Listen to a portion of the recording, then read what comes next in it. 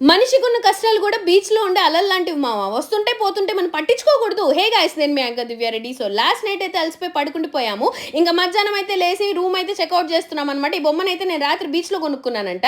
So finally hotel బీని అయితే checkout చేసి పాండిచ్చేరిలో ఉన్న రాక్ బీచ్‌కి అయితే మళ్ళీ వచ్చేసాం. ఏందక్క రాత్రి బీచే ఇప్పుడు బీచే అంటారా? బీచ్ ఇస్ ఎ ఎమోషన్ తమ్ముడు. మన తిరుపతిలో ఉండదు కదా!